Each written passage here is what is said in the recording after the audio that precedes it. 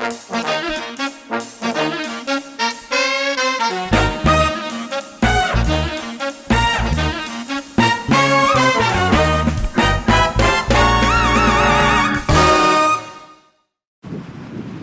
and welcome back to another fun and exciting episode of the Healthy Voyager. I'm Carolyn Scott Hamilton, and you're with me in the Caribbean in Havana, Cuba. You wander the markets in the crisp winter air.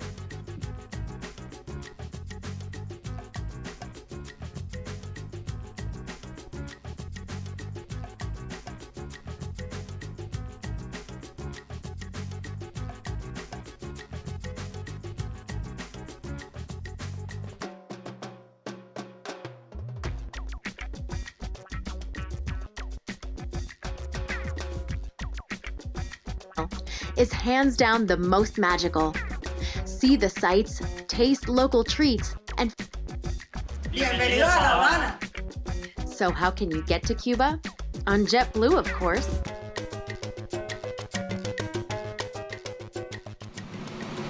It's time to go.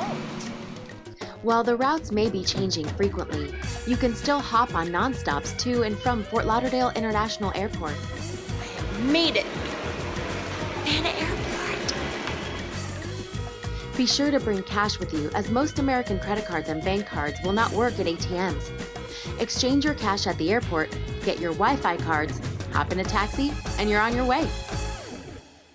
So where to stay when in Havana? Well, there are hotels in Havana and Cuba in general. They tend to be quite pricey and charge per person per night. The best way to not only save money, but to also get a better feel for the island is to stay at an Airbnb. So I'm on the terrace of the house, the Casa Particulares that I rented while I was here in Havana. Casa Particulares have been around before they allowed Airbnb, but I got this one through Airbnb, and it's fantastic. This is a full house, 3 bedrooms, 3 baths, beautiful terrace, really comfortable in a great part of town. I'm in Miramar, which is close to Vedado. Very safe neighborhoods, lots of great restaurants and clubs around here, very safe. And it comes with breakfast in the mornings, fresh fruit, all kinds of stuff. There's 24-hour care. So it's a fantastic way to be immersed kind of in the culture of the town without being in a hotel. And another thing is hotels are extremely expensive here. They're government run, so they're able to give a lot of deals that normal hotels would. So they also charge per person per night, which makes it incredibly expensive if you're traveling in a group. But when you're with a group, staying in a place like this is fantastic. So it's cost effective, it's safe, and you really get to know people in town. The staff here working at the house are fantastic, and it's just a really wonderful way to experience Cuba. Just like fun nights at home, learning about how to properly smoke a Cuban cigar. Finally all settled, it was time to start exploring Havana, as well as getting a taste of the emerging culinary scene.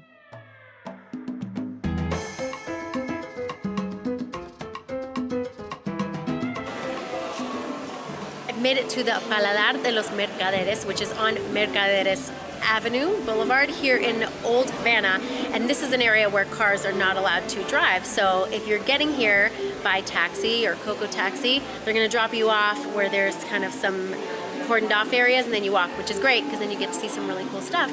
But they've got all kinds of good traditional Cuban food, so let's go grub.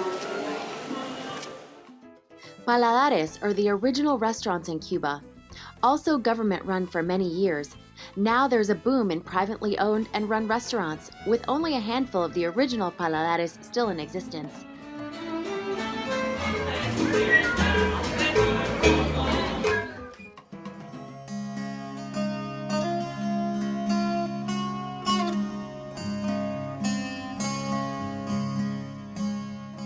Havana is home to some beautiful Spanish colonial architecture and rich history. So no matter what you're into as a visitor, there's something for everyone. Shopping, dining, art, live entertainment, culture, and history. You can find it all in just one afternoon as you walk around the historic center of Old Havana.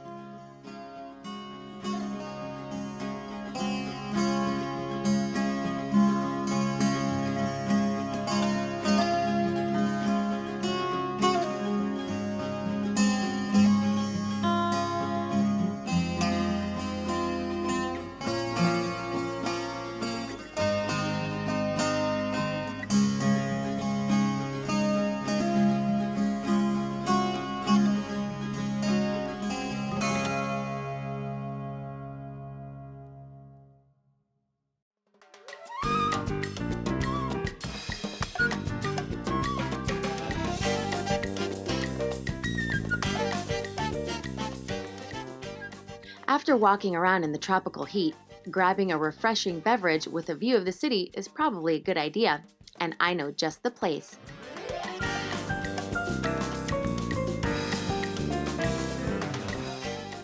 I'm here at the rooftop lounge at the Hotel Ambos Mundos, which is one of Hemingway's haunts.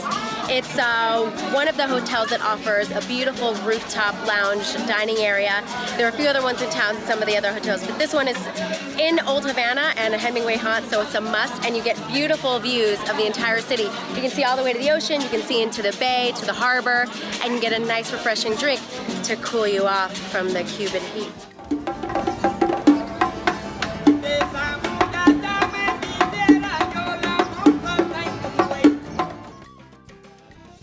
It's no wonder Hemingway spent so much time in Cuba, so much that he lived here, and I'll get to that in part 2.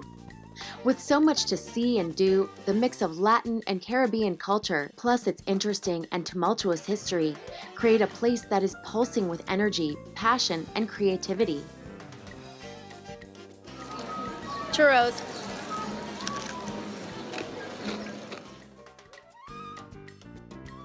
A proud and innovative country whose citizens have shown such resilience, it is all evident in the art, new businesses, music, and all that Cuba is moving toward.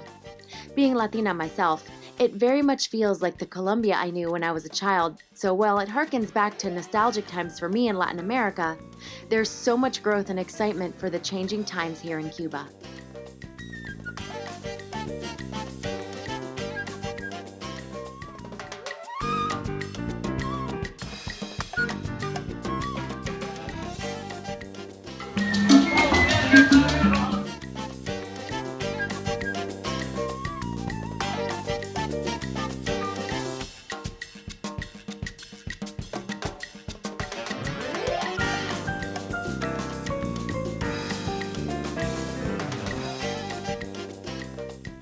So I've gotten to the Paladar Doña Eutimia, which is literally catty corner from the cathedral, one of the main cathedrals here in Havana. It's a great lunch place, and you may want to get a reservation because it's very packed and busy and popular. It's kind of a Havana staple, so I'm lucky I got in, and I'm going to get my grub on. In my hot little hand, I've got a frozen mojito, so it's kind of a mix between the mojito and the daiquiri. Both originated here in Havana, and here at Doña Eutimia is the only place that you can get it. Salud! I can't get enough of mariquitas and all things Cuban food. I grew up with Cuban food, growing up in Miami, and these beans, that's the stuff. The real deal, yo.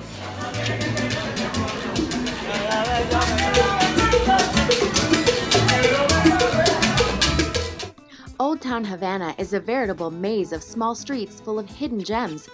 So many nods to the past, with the mix of what's to come with the new generation on the island. You can get lost for hours just wandering the beautiful streets.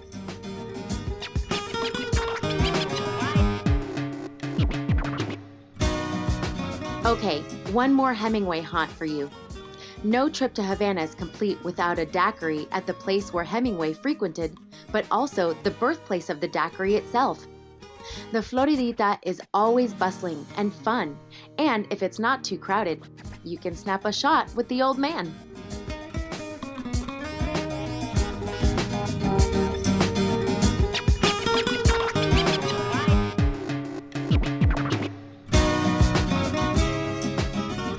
Loving Havana?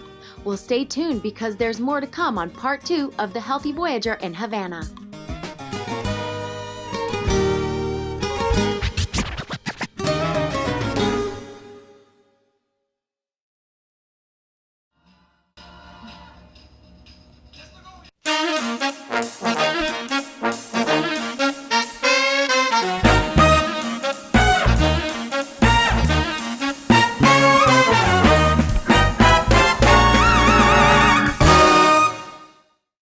Welcome back to part 2 of my time in Havana, Cuba.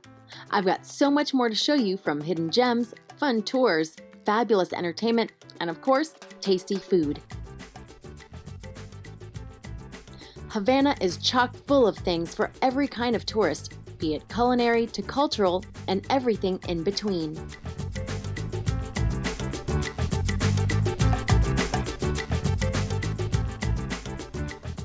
When I was in Moscow, I found a great little Cuban restaurant, oddly enough, run by Colombians. So when I stumbled upon a Soviet restaurant here in Havana, I just had to pop in. Located on the Malecón, it's a good place for a cocktail and a snack.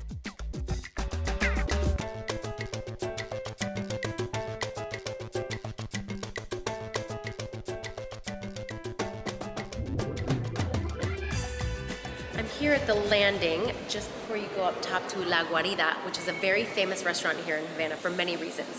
One, it's fantastic food. Two, it's historic in that it's been around for over 20 years, which is really important because only 5 restaurants remain from the government-run restaurant kind of regime, because as of late, they've finally allowed private owners to own restaurants, which is why there's been kind of an influx of more restaurants in and around Havana, but this is one of the original ones. The food is fantastic, and a lot of celebrities come here, and it's beautiful, so let's not wait anymore, let's go. La Guarida is a multi-level establishment that is home to one of the premier restaurants and bars in Havana. With each room and area boasting its own distinct style, it showcases local art, a great menu, and a beautiful rooftop bar that overlooks the city.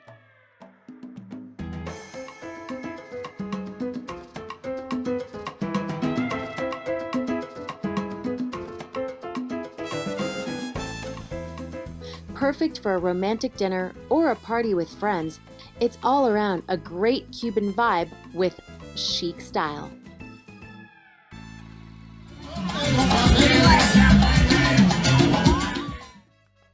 No visit to Havana is complete without taking a classic car tour.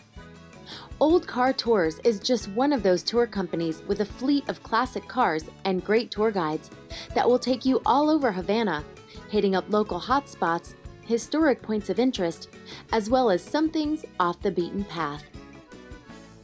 Places like Fusterlandia, a neighborhood that has been completely transformed by local artist Jose Fuster into a whimsical folk art kingdom.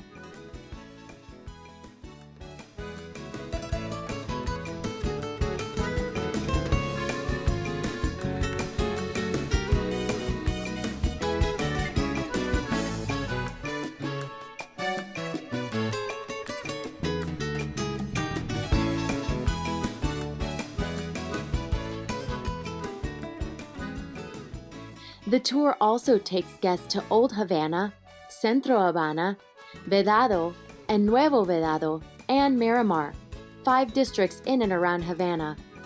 Some of the attractions to see are the Capitol Building, Chinatown, Reina and Carlos III Streets, Revolution Square, Cristobal Colon Cemetery, Havana Forest, 5th Avenue, Malecón Avenue, Christ of Havana, and Morro Cabaña Fortress.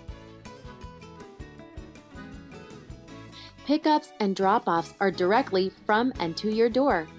Old Car Tours is the best way to get a good sampler of Havana sights.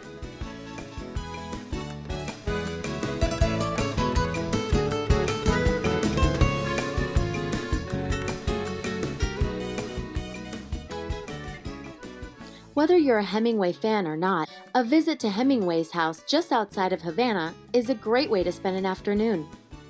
Left as he left it, it's a beautiful look into his life on the island. The Hemingway house in Cuba is located in a small, modest suburb of Havana named San Francisco de Paula, about 9 miles from the capital. Situated on a hilltop, the Hemingway house was first purchased by Ernest in 1940. Ernest Hemingway loved Cuba so much that he considered himself a Cubano Sato, which translates to garden variety Cuban. So in central Havana, just blocks from the Malecón, you'll find Vicky.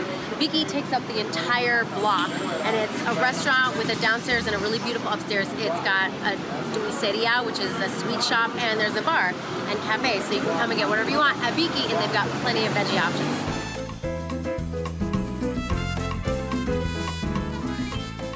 No trip to Havana is complete without coming to see a show at the Tropicana. It is legendary, a must-see, and I'm heading inside. El Tropicana is a cabaret in Havana, established in 1939 at the Villa Mina in Marianao, a lush tropical garden 6-acre estate. Enjoy a little taste of the show.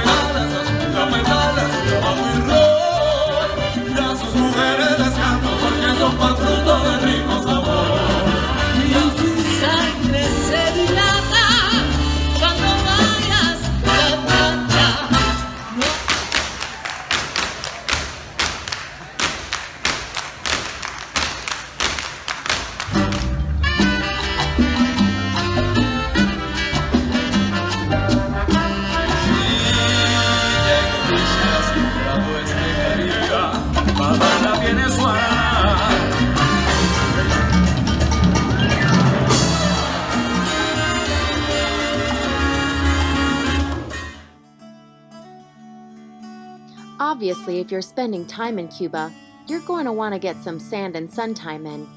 However, in Havana, there are no beaches within the city, so be sure to hire a driver or a taxi to get you to one of the local beaches. Well, in their heyday, the Beatles were not able to visit Cuba, and the Cubans weren't able to really get into the Beatles. So many years later, they got into them, and they have a yellow submarine bar here in Havana across the street from John Lennon Park. Let's go inside. The bar is super cute and such a great tribute to the Fab Four. A must for any Beatles fan.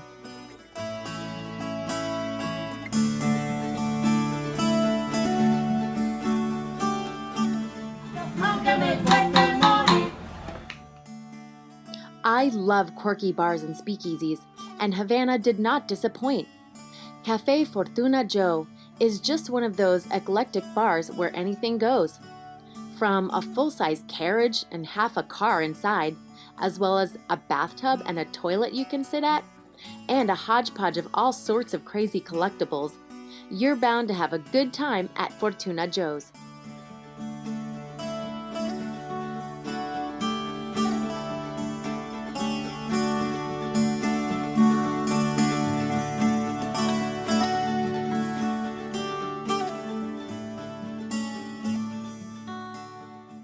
Last but most certainly not least is FAC.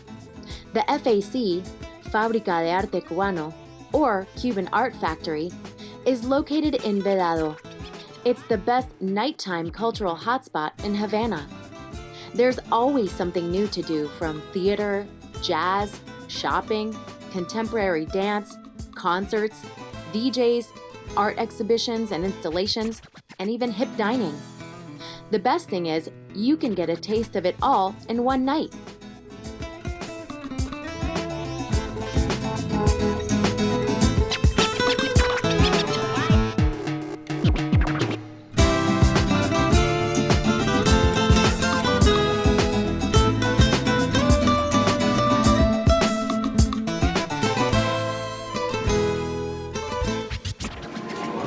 I'm gonna do a little shopping here at the club. The great thing about FAC is that there's something for everyone. If you just want to chill with a drink and peruse the art gallery, do it. Want to dance all night? Do it. Want to have a romantic meal at a super Instagrammy cafe? Do it. It's all here at the FAC.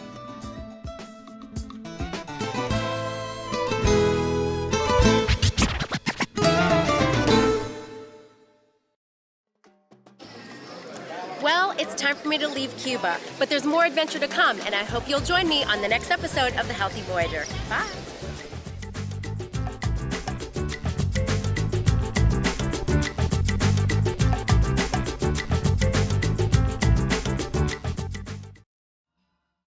Hi, I'm Dan Vega, and thank you for watching our channel. I want to take a second to tell you about a resource that's helping thousands of people across the country, Blue University.